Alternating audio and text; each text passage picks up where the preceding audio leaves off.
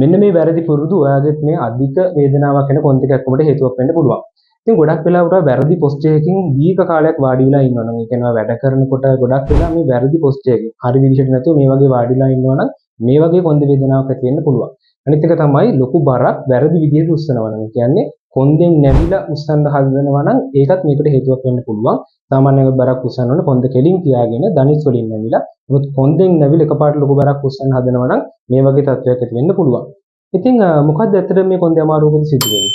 මේකේ සිද්ධ වෙන්නේ මේ මම අර කිව්ව වැරදි දේවල් වලින් කොන්දේට එන ප්‍රෙෂර් එකත් එක්ක කොන්දේ තියෙන මේ ලිගමන්ට්ස් ටිෂුස් ඩැමේජ් වෙනවා.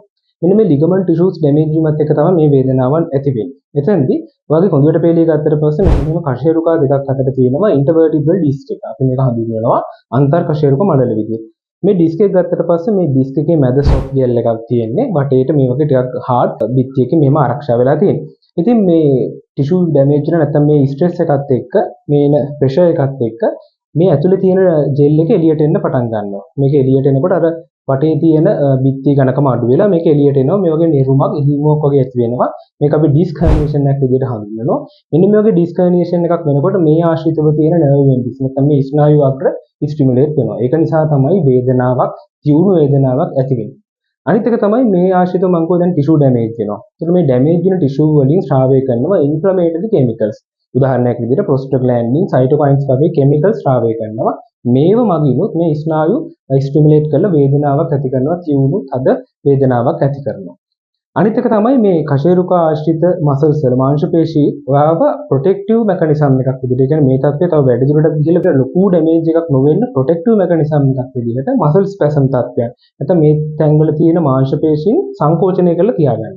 ඒක නිසා තමයි මේ ආශ්‍රිතව ටිකක් තද ගතියක්, වේදනාවක් නිරීක්ෂණය වෙන්නේ. ඒක ප්‍රොටෙක්ටිව් මෙකනිසම් එකක් වුණත් මේක අර දීර්ඝ කාලයක් තියෙන නිසා තමයි මේ තත්ත්වයන් ඇති වෙන්නේ. ඉතින් මෙන්න මේ වගේ හේතු නිසා තමයි මේ කොන් දෙකක් ඇති වෙන්නේ. අනිත් එක තමයි ඩීජෙනරේටිව් කෝසස්. ඒ කියන්නේ සාමාන්‍ය වයසට යනකොට මේ වගේ තත්ත්වයන් ඇති වෙන්න පුළුවන්.